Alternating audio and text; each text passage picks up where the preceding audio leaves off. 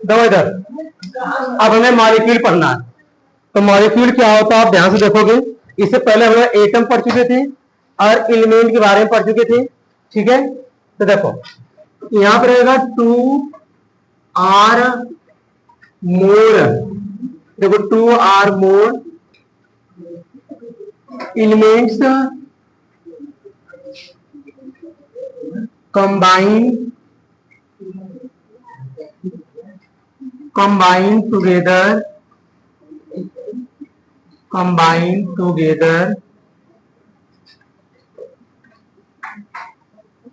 to form 2 or more elements combine together to form molecule। अब यहाँ पे 2 या 2 से ज्यादा एलिमेंट एक दूसरे के साथ केमिकली कंबाइन होंगे। यहाँ पे हमने कंबाइंड लिख दिया, या तो हम लोग केमिकली कंबाइंड भी लिख सकते हैं, एट अ फिक्स रेशियो भी लिख सकते हैं, जैसे हम कंपाउंड का डिफिनेशन लिखते हैं। तो जैसे में देखो आप example H2O2 HCl H2O ETC हो गया आपका।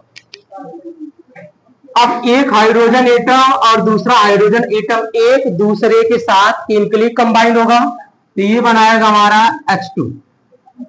अब एक्चुअली H2 बनता कैसे है?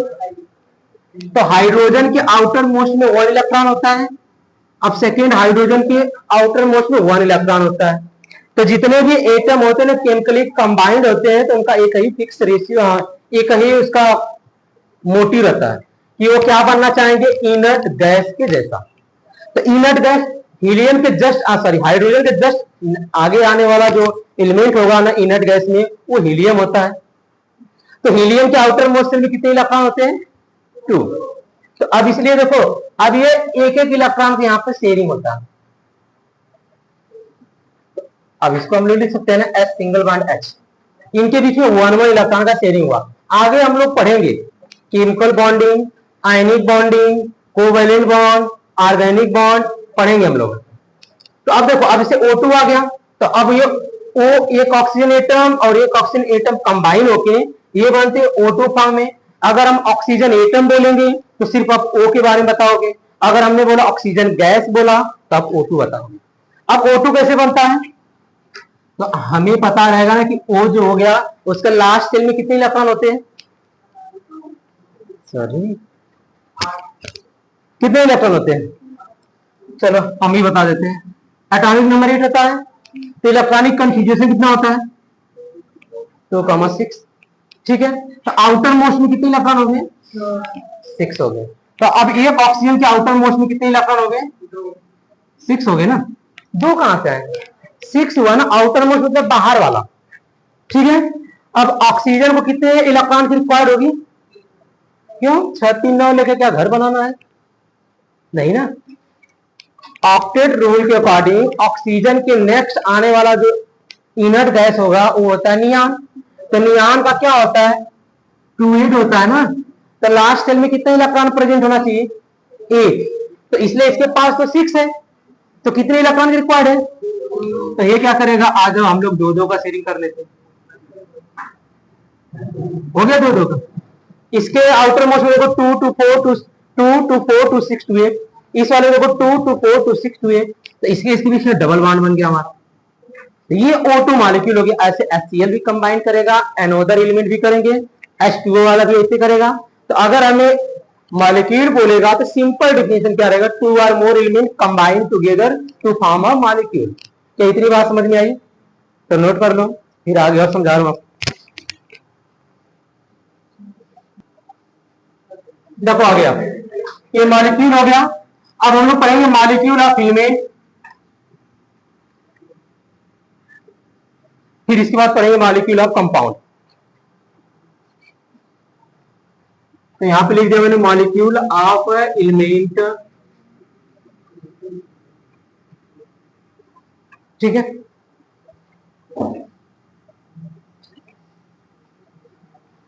यहां पे लिखेंगे 2 R more same element combined together to form a molecule of element। देखो to or more same element combined together. अभी इससे पहले हमने क्या बस लिखा था, to or more element combined together, same और मैंने नहीं लिखा था। अब एग्जाम्पल पर ध्यान देना हमें। एग्जाम्पल में H2 लिख सकते हैं, सेम सेम एलिमेंट है, मतलब H2 जो हाइड्रोजन गैस मिला सिर्फ और सिर्फ हाइड्रोजन एलिमेंट से मिलकर बन रहा है, और दूसरा एलिमेंट है ही नहीं। हमने लिख दिया O2 लिख दिया, N2 लिख दिया। समझ में आई बात हमारी? तो ये सब जितने भी एलिमेंट है सेम टू सेम एलिमेंट मिलकर बने हैं, इनको हम लोग क्या बोलेंगे, मॉलिक्यूल ऑफ एलिमेंट। समझ में आई बात हमारी? सेम टू सेम एलिमेंट रहेंगे। अब दूसरा देखो, molecule of compound. Molecule of compound, तो यहां भी डिफिनेशन सेम रहेगा, two or more different element combine together to form a molecule of compound. अब एग्जांपल देखो यहां पे, एग्जांपल हो गया H2O और ये हो गया HCl,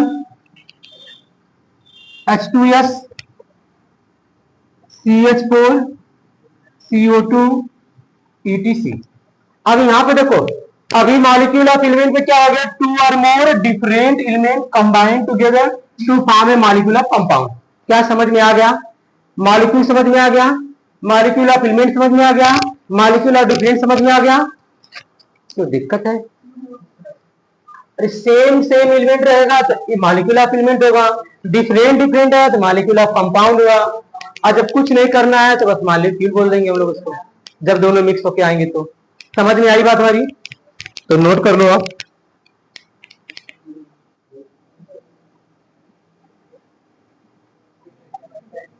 देखो केमिकल फार्मूला हमें पढ़ना है, तो केमिकल फार्मूला क्या है? A chemical formula represent the composition of molecule of the substance in term of the symbol of element present in the molecule. तो देखो आपका एग्जांपल हो गया Na2SO4। अब कोई भी केमिकल फार्मूला रिप्रेजेंट करता है क्या, उसमें कौन सा एलिमेंट है और वो एलिमेंट कितना है। जैसे अगर हमने लिख दिया यहाँ पे Na2SO4, ठीक है। अब Na2SO4 की बात कर लेंगे, तो अब ये Na2SO4 में सोडियम कितना है, तो सोडियम 2 एटम हो गया। अब सल्फर कितना है, सल्फर 1 आ गया, यस बस एक ही है ना। और ऑक्सीजन कितना है, 4 है। तो यही लिखवाया गया है, एक chemical formula composition of molecule represent the term of symbol of element present in they. उसमें कौन कौन से एलिमेंट प्रेजेंट है, उसका सिंबल क्या है और कितने कितने हैं, बस वो बताता है। ठीक है। अब इसमें दो आते हैं जो डिफिनेशन लिखना नहीं, बस समझना हमें। तो समझो क्या, एक आता है फार्मूला ऑफ एलिमेंट, एक होता है फार्मूला ऑफ कंपाउंड। दो टर्म होते हैं, समझ जाओ अभी आप। देखो बस जानना है, बाकी इसका लिखना नहीं है। फार्मूला ऑफ एलिमेंट और दूसरा हो गया हमारा फार्मूला ऑफ कंपाउंड। चलो अभी मैंने पढ़ा उस पर डिस्कस कर लेते हैं। तो फार्मूला ऑफ एलिमेंट की बात कर लेंगे तो मॉलिक्यूल ऑफ एलिमेंट आता है। मॉलिक्यूल ऑफ एलिमेंट का मतलब हो गया कि जो सेम सेम एलिमेंट से मिलके बना होगा उसको सिंबल फॉर्म में रिप्रेजेंट कर दो। आपने कर दिया H2O2 N2, क्या मैंने ऐसा किया? ये हो गया फार्मूला ऑफ एलिमेंट बोल देंगे। अब डिफरेंट वाले में ये सब आ जाएगा, मतलब फार्मूला ऑफ कंपाउंड में ये आ गया फार्मूला ऑफ कंपाउंड, मतलब H2O हो गया, डिफरेंट एलिमेंट है ना। अब इसके बाद HCl आ गया, तो समझ में आ गया, समझ में आया formula of element formula of compound. ठीक है। कुछ नहीं करना है, डिफिनेशन नहीं लिखना इसमें हमें। ये केमिकल फार्मूला डिफिनेशन समझ में आ गया कि ये chemical formula represent composition of molecule of the substance in term of symbol of element present in the molecule. ठीक है, अगर हमने कहा कि फार्मूला ऑफ एलिमेंट की बात कर लेंगे तो सेम एलिमेंट जो मिलके बनाता है मॉलिक्यूल ऑफ एलिमेंट, उसी को सिंबल फॉर्म में लिख देंगे तो ही हो गया ना फार्मूला ऑफ एलिमेंट। अब इसके लिए देखो, अगर ये यहाँ पे लिखेंगे फार्मूला ऑफ एलिमेंट डिफिनेशन, तो एक यहाँ पे लिखेंगे a formula of element represent the composition of molecule of element in the symbol of element present in the molecule. बस यही बताना रहेगा, बस H2O2 हो गया। अच्छा, हमारे फार्मूला ऑफ कंपाउंड, तो यहाँ पे a formula of compound represent the composition of molecule of the substance in term of the symbol of element present in the molecule। बस यही करना रहेगा, उसके लिए एग्जांपल लिखना। तो एक से बन गया कि नहीं, डिफिनेशन बन गया, तो ऐसे करना रहेगा हमें।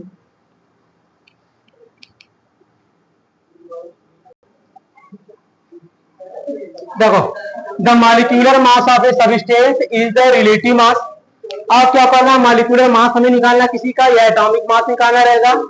एटॉमिक मास का भी डिफिनेशन सेम टू सेम लिखाया हूं आपको, जहां पे एटॉमिक मास लिखे वहां पे मॉलिक्यूलर मास आ जाए, डिफिनेशन मिला लो। अब वहां पे देखो, molecular mass of a substance is the relative mass of its molecule as compared with the mass of carbon 12 unit taken at 12 unit. जो कार्बन 12, वहां भी एटॉमिक मास का बताया था कि एटॉमिक मास जिस भी एटम का निकालना रहेगा तो कार्बन 12 से हम कंपेयर करेंगे। ठीक है, यानी कार्बन में इसका एटॉमिक मास कितना होता है, 12 होता है। ऐसे भी कार्बन इसका एटॉमिक मास 14 होगा, तो हमें ये वाला लेना है और इसे हमें कंपेयर करना है। अब एग्जांपल दे देते हैं। देखो एग्जांपल में, अब एग्जांपल में हो जाएगा हमारा मास ऑफ H2O। ठीक है, अब मास ऑफ H2O कैसे इसको कैलकुलेशन करेंगे कल समझाता हूं, ऐसे अभी समझ लो आप कि मास ऑफ H2O में हाइड्रोजन का एटॉमिक मास कितना बताया गया था, 1। वो 1 क्या है, जैसे पीरियोडिक टेबल में लिखा हुआ मिलेगा आपको, 1.008 होता है। ठीक है, तो 1.008 होता है, वो कंपेयर किया गया 12 यूनिट से। तो अब ये इसका एटॉमिक मास 1 होता है और हाइड्रोजन कितना है, 2 है, हमने 2 रख दिया। अच्छा, अब फिर ऑक्सीजन का कंपेयर कितना होता है, एक एटॉमिक नंबर होता है, एटॉमिक मास 16 होता है, तो हमने यहाँ पे 16 रख दिया। तो 2 और प्लस 16 इक्वल आ गया 18। तो ये 18 यूनिट आएगा, मतलब मॉलिक्यूलर मास कितना आएगा, 18 यूनिट आएगा। अगर हमने ग्राम मॉलिक्यूलर मास लिख दिया तो 18 यू की जगह हम लोग जी लिख देंगे, और यू का जो वैल्यू होता है 1.6705 10⁻⁻24 ग्राम होता है। ये यूनिट होता है, उसने लिखा था शायद एटॉमिक मास वाले ने। ठीक है, तो कल हम लोग इस पर डिस्कस करेंगे कैलकुलेट द मॉलिक्यूलर मास। अब ये कैलकुलेट द मॉलिक्यूलर मास निकालना सीखेंगे। आज के लिए इतना ही करेंगे।